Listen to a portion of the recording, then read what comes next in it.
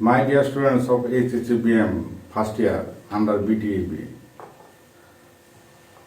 welcome to online English class of HHBM first year. Lectured by me, MD Tariqul Islam Konok, lecturer in English, HHBM, Shahid Ziaur Rahman Degree College, Jamalpur. Learning activity. Subject English 1, Grammar. Class First year HHC BM. Heading Subject, Object, Appositives. Lesson Board question number 6, Part 1.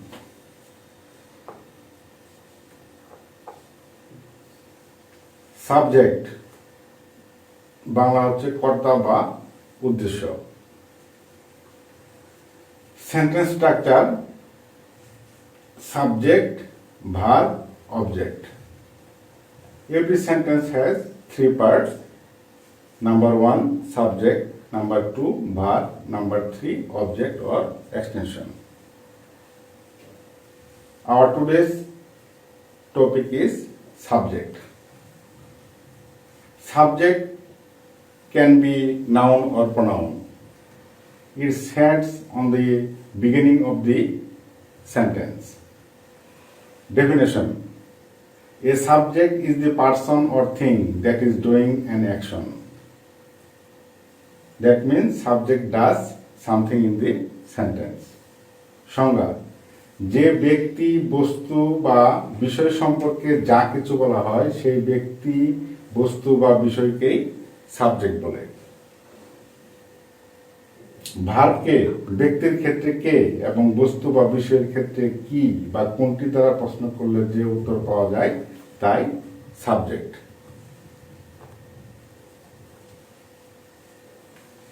একটি sentence থেকে সহজে subject বের করার পদ্ধতি। Noun as subject. Subject noun হতে পারে, যেমন নিবিড় ইজ মাই সান।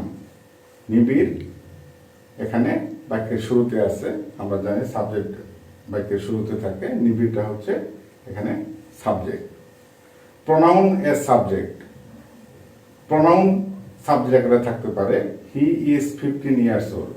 এখানে হিটা জানি প্রোনাউন এবং বাক্যের শুরুতে আছে, এটা subject. Adjective as subject. The poor are helpless. এখানে পোর শব্দটা অ্যাডজেক্টিভ এবং এর আগে দি দেওয়ার জন্য এটা নাউন রূপ ধারণ করেছে।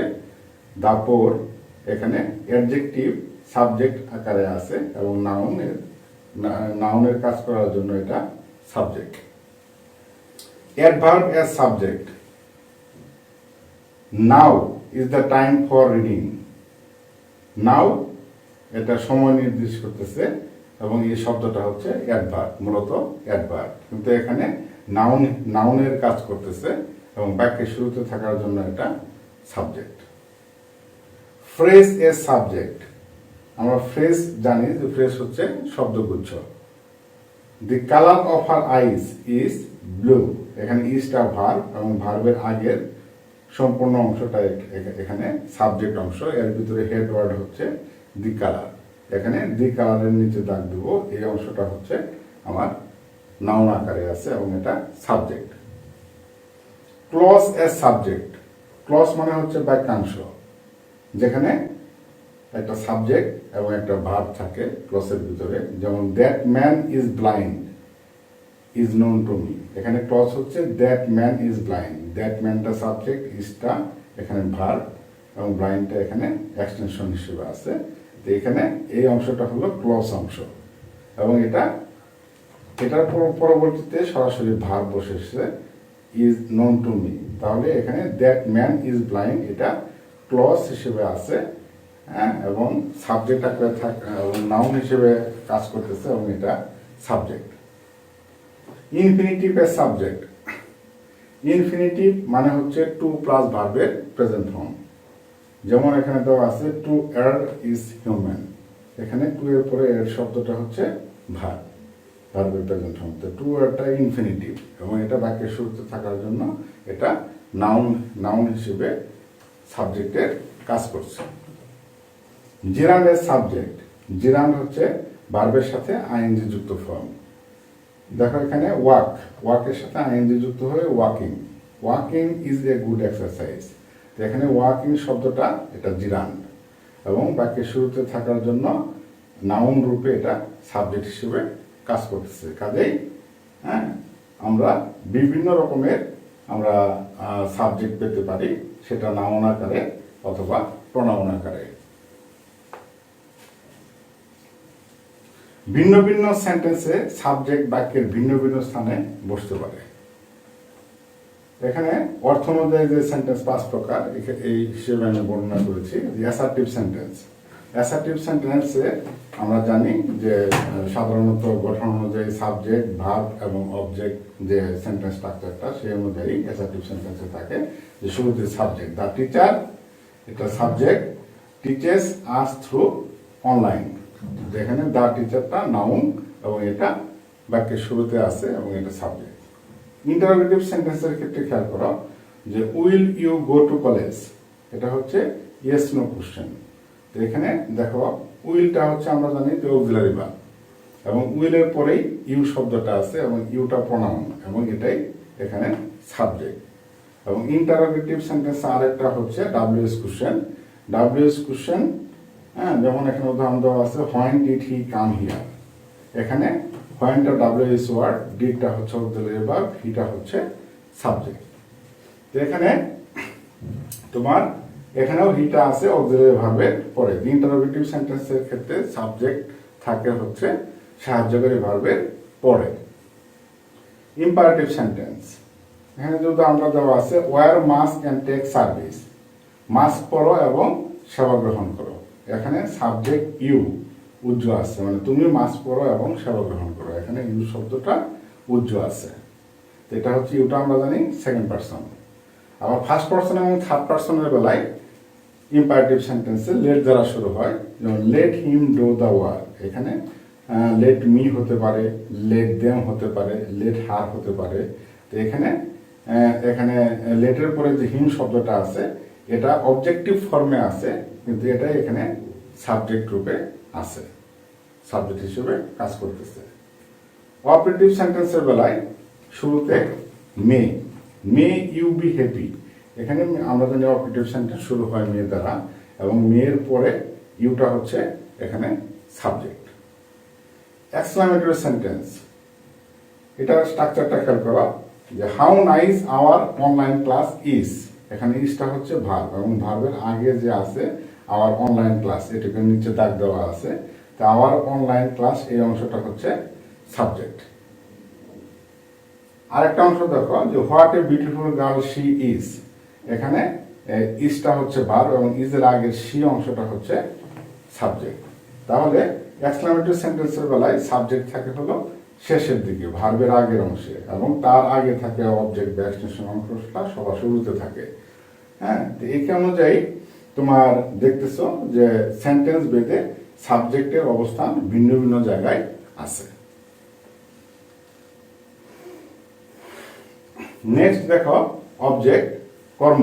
অবজেক্ট অর্থ হচ্ছে কর্ম। ডেফিনেশনটা কি? An object is somebody or something that receives an action. অর্থটা কি? সংজ্ঞা অনুযায়ী সাবজেক্ট যাকে আশ্রয় করে কর্ম সম্পন্ন করে তাকে অবজেক্ট বলে। মানে সাবজেক্ট যাকে আশ্রয় করে কর্ম সম্পাদন করে, মানে কাজটা সম্পন্ন করে, সেইটা হচ্ছে অবজেক্ট। যেমন এক্সাম্পল হিসেবে আই ইট রাইস, এখানে রাইস শব্দটা হচ্ছে অবজেক্ট। আবার রাজীব গেভ মি এ বুক, এখানে দেখো দুইটা নিচে দাগ দেওয়া আছে, মি একটা অবজেক্ট, এ বুক একটা অবজেক্ট। মিটা হচ্ছে ব্যক্তিবাচক অবজেক্ট, এ বুকটা হচ্ছে বস্তুবাচক অবজেক্ট। তো এখানে অবজেক্টটা আমরা জানি যে ভার্বের পরের অংশে থার্ড পজিশন। অবজেক্টের পজিশন একটা সেন্টেন্সের অংশ হচ্ছে পজিশন হচ্ছে থার্ড পজিশন। প্রথমে সাবজেক্ট 1 নম্বরে, ভার্ব 2 নম্বরে এবং অবজেক্ট বা এক্সটেনশন হলো পরবর্তী অংশে। তো অবজেক্ট হলো ভার্বের পরে পরেই থাকে।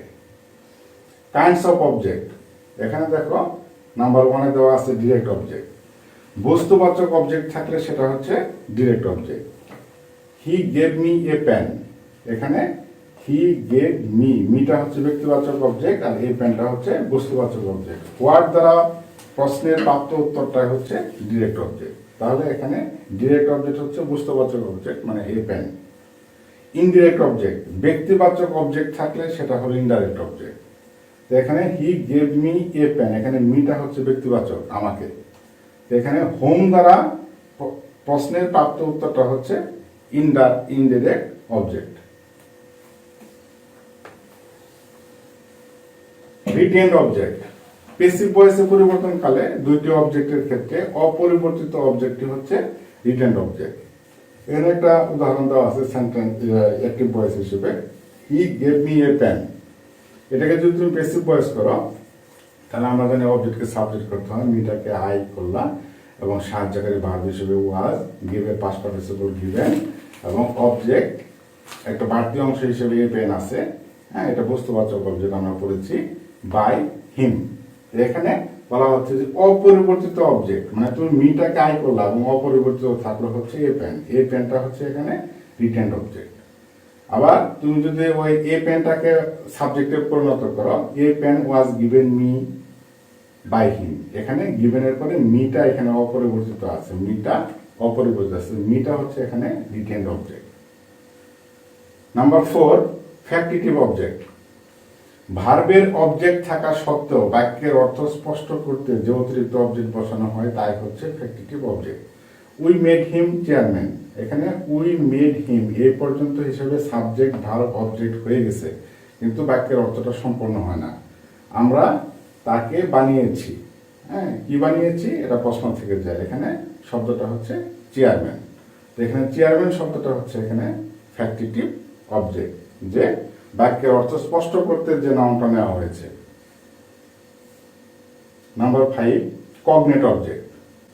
বাক্যের ক্রিয়া ও কর্ম সমজাতীয় হলে সেই অবজেক্টটি হচ্ছে cognate object. Rahim ran a race, এখানে আমরা রেন মানেও জানি দৌড়ানো এবং রেস মানে হচ্ছে দৌড়ানো, মানে বলা হচ্ছে ভার্ব মানে হচ্ছে ক্রিয়া, এবং রেস যেটা অবজেক্ট সেটা হচ্ছে কর্ম, মানে ক্রিয়া ও কর্ম সমজাতীয়। রেন অ্যান্ড রেস যেটা সমজাতীয় শব্দ হওয়ার জন্য এই রেস শব্দটা এখানে কগনেট অবজেক্ট। আই ফট এ ফাইট, এখানে ফট মানেও যুদ্ধ করা, ফাইট মানেও যুদ্ধ, মানে একটা ভার্ব আকারে এবং একটা নাউন আকারে আছে। তো এই ক্ষেত্রে ভার্বের পরের অংশে যে একই সমজাতীয় অর্থ হওয়ার জন্য এই ফাইটটা হচ্ছে এখানে কগনেট অবজেক্ট। আমরা পরীক্ষায় শুধু অবজেক্ট লিখবো অবজেক্টটা শেখার জন্য। Number 6, reflexive object. যে ভার্বের অবজেক্ট রূপে পজিটিভ প্রনাউন ব্যবহৃত হয় তাকে রিফ্লেক্সিভ অবজেক্ট বলে। রিফ্লেক্সিভ প্রনাউন, রিফ্লেক্সিভ প্রনাউন মানে সেলফযুক্ত যে প্রনাউনগুলা, myself, ourselves, yourselves, himself, herself, themselves, এরকম সেলফযুক্ত যে শব্দগুলো আছে সেগুলোকে বলা হয় রিফ্লেক্সিভ প্রনাউন। তো এই রিফ্লেক্সিভ প্রনাউনগুলো যদি ভার্বের পরে অবজেক্ট হিসেবে থাকে তখন আমরা সেটাকে বলবো রিফ্লেক্সিভ অবজেক্ট। যেমন দ্য ম্যান কিল হিমসেলফ, এখানে হিমসেলফ শব্দটা হচ্ছে reflexive object. Number 7, complementary object. কোনো অবজেক্ট এর পরে টু বি থাকলে সেই অবজেক্টকে সম্পূর্ণ করতে যে নাউন ব্যবহৃত হয় তাকে কমপ্লিমেন্টারি অবজেক্ট বলে। যেমন এখানে I know him to be a thief, আইটা সাবজেক্ট, নোটা ভার্ব, হিমটা অবজেক্ট, এখানে বাক্য সম্পূর্ণ হয়ে গেছে। এরপর আবার টু বি দিয়ে এ থিপ আরেকটা নাউন দেওয়া হয়েছে। এখানে হিমের নিচেও যদি তুমি দাগ দাও পরীক্ষার খাতাতে তাহলে সেটাও কিন্তু তোমার কারেক্ট, কিন্তু টু বি এর পরে এ থিপ এটাকে যদি তুমি উল্লেখ করো তাহলে এটা হচ্ছে তোমার কমপ্লিমেন্টারি অবজেক্ট। এখন তবে আরেকটা অংশ, এ পজিটিভস। দুটি নাউন পাশাপাশি বসে একই ব্যক্তি বা বস্তুকে বোঝালে দ্বিতীয় নাউনটি প্রথম নাউনটি সম্পর্কে অতিরিক্ত তথ্য প্রদান করলে দ্বিতীয় নাউনটি হচ্ছে এ পজিটিভ। এই এ পজিটিভ দেখো উদাহরণ দেখলে স্পষ্ট হবে যে subject S A positive. A positive যখন সাবজেক্ট আকারে বসে, যেমন mister Anis Ahmed headmaster of our school, মানে যিনি মিস্টার আনিস আহমেদ তিনি হেডমাস্টার অফ আওয়ার স্কুল, মানে একই ব্যক্তিকে নির্দেশ করছে এবং আনিস সম্পর্কে এই অতিরিক্ত তথ্য প্রদান করা আছে দুইটা কমা দ্বারা। আনিস আহমেদের পরে একটা কমা, হেডমাস্টার অফ আওয়ার স্কুল এরপরে একটা কমা দ্বারা। তাহলে এই অংশের নিচে আন্ডারলাইন দিবা তোমরা পরীক্ষায়, তাহলে সেটা হচ্ছে তোমার এ পজিটিভ। এটা আসে হলো বাক্যের সাবজেক্ট আকারে। আর অবজেক্ট এস এ পজিটিভ, মানে ভার্বের পরে অবজেক্ট আকারে যদি থাকে, যেমন দেখো we invited mister Zahid Hasan a great scientist of Bangladesh. Mister Zahid Hasan যিনি, তিনি হচ্ছেন a great scientist of Bangladesh. তাহলে এটা এ পজিটিভ। এ পজিটিভ কোনটা? অতিরিক্ত তথ্যটা, মেইন নাউনটা না। তো এখানে a great scientist of Bangladesh, এটা নিচে আন্ডারলাইন করবা, সেটা হচ্ছে তোমার a positive. Positive as A positive, positive pronoun যেগুলো আছে, যেমন তোমার আইয়ের positive my, your positive your, হিয়ের পজিটিভ হিজ, শিয়ের পজিটিভ হার, দেয়ের পজিটিভ দেয়ার। আবার কোনো নাউনের পজিটিভ হচ্ছে নাউনের সাথে অ্যাপোস্ট্রফি এস যুক্ত করলে, তো সেটা হচ্ছে পজিটিভ প্রনাউন। তো এখানে পজিটিভ প্রনাউনগুলো এ পজিটিভ। কিভাবে? I have read Nazrul the poet's war, এখানে পয়েটের সাথে অ্যাপোস্ট্রফি এস যুক্ত করা আছে, এটাকে পজিটিভ আকারে ফর্মে আছে। এবং নজরুল যিনি নজরুল, তার কাজ সম্বন্ধে বলা হচ্ছে দি পয়েটস ওয়ার। এবং এই অতিরিক্ত তথ্যটা নিচে দাগ দেওয়া আছে, এবং এই অংশটা হচ্ছে এ পজিটিভ। এনবি নটুবিনি, অনেক সময় এ পজিটিভটি প্রথম নাউনটির আগে বসতে পারে, প্রথম নাউনটির শুরুতে বসতে পারে, অর্থাৎ প্রথম নাউনটির সম্পর্কে অতিরিক্ত তথ্য বাক্যের শুরুতে দেওয়া থাকলে। যেমন a famous noblest, Humayun Ahmed has attended the meeting. এখানে এ ফেমাস নোবেলিস্ট, হ্যাঁ, কিন্তু মেইন নাউনটা হচ্ছে হুমায়ুন আহমেদ। এই মেইন নাউনের পূর্বে দেওয়া আছে এ ফেমাস নোবেলিস্ট। তাহলে এ ফেমাস নোবেলিস্টের নিচে দাগ দেওয়া আছে, এবং এই অংশটাই হলো তোমার এ পজিটিভ, অতিরিক্ত তথ্য দেওয়া। বোর্ড কোশ্চেন টাইপ দেখো, যে identify subject object a positive conditionals and modifiers from the following sentences. Mark হচ্ছে 0.5 করে, প্রতিটা 8টা আনসার করতে হবে। মার্ক হচ্ছে 4, ফুল মার্ক হচ্ছে 4। তাহলে এখানে দেখো, আমরা আজকে পড়লাম subject object a positive, part 1 অংশ আজকে গ্রামারের, এবং পার্ট 2 অংশে পড়বো আমরা আগামী ক্লাসে, যে কন্ডিশনালস অ্যান্ড মডিফায়ার্স। তো এখানে এই 3টা অংশ দিয়ে আমি উদাহরণগুলো দিয়েছি, 8টা উদাহরণ এখানে দিয়েছি। যেমন দেখো, we praised him for his good deed, এখানে বলছে অবজেক্ট কোনটা। তাহলে তোমার পরীক্ষার খাতাতে ইয়ে লিখে ফুল বাক্য লিখে ফেলবে, এবং অবজেক্ট অংশের নিচে দাগ দিবে। আমরা জানি বাক্যের শুরুতে থাকে সাবজেক্ট উই, প্রেসটা হচ্ছে ভার্ব, এবং হিমটা হচ্ছে অবজেক্ট। আমরা হিমের নিচে দাগ দেব। I do not like to read novel বলছে সাবজেক্ট, আইটা শুরুতেই আছে, এবং বাক্যের শুরুতেই প্রনাউন আকারে আছে, এবং আইয়ের নিচে দাগ দিলেই তোমার পরীক্ষায় উত্তরটা হয়ে গেল। C number, Kazi Nazrul our national poet is also called a rebel poet, A positive.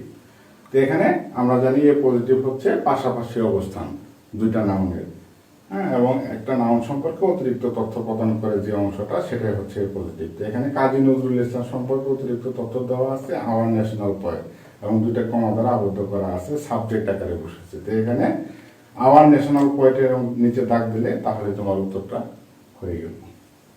2 number, rural people of our country live happily, subject. এখানে আমরা লিভটা হচ্ছে ভার্ব, এবং ভার্বের আগের অংশ পুরোটাই হচ্ছে সাবজেক্ট অংশ। এর ভিতরে হেড ওয়ার্ড হচ্ছে রুরাল পিপল, আমরা রুরাল পিপল নিচে দাগ দেব, সেটাই হচ্ছে subject. Everybody respects an honest man, এখানে বলছে যে অবজেক্ট কোনটা। তাহলে আমরা জানি এভরিবডিটা সাবজেক্ট, রেসপেক্টসটা ভার্ব, অ্যান অনেস্ট ম্যান এটুকু হলো অবজেক্ট। তারপরে দেখো, we called mister Rahim the GM of Sonali bank, a positive. তো এক্ষেত্রেও দেখো যে অবজেক্ট ফর্মে আছে এ পজিটিভটা, যে মিস্টার রহিম সম্পর্কে অতিরিক্ত তথ্য দেওয়া আছে, তিনি হচ্ছেন জিএম অফ সোনালী ব্যাংক, সোনালী ব্যাংকের জিএম। তাহলে যিনি সোনালী ব্যাংকের জিএম, তিনি হচ্ছে মিস্টার রহিম। আমরা পরীক্ষায় ফুল বাক্য লিখে দ্য জিএম অফ সোনালী ব্যাংকের নিচে আন্ডারলাইন করে দেব, তো সেটাই হচ্ছে a positive. An honest man never tells a lie, এখানে সাবজেক্ট বলছে, সাবজেক্ট আমরা জানি বাক্যের শুরুতেই থাকে, তাহলে অ্যান অনেস্ট ম্যানটা হচ্ছে সাবজেক্ট, এবং অ্যান অনেস্ট ম্যান নিচে আমরা দাগ দেব।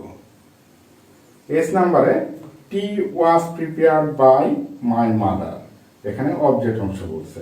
এটা বেসিক ভয়েসের ফর্মে আছে, টিটা সাবজেক্ট, ওয়াজ প্রিপেয়ার্ড ভার্ব অংশ, বাই মাই মাদারটা হচ্ছে এখানে অবজেক্ট।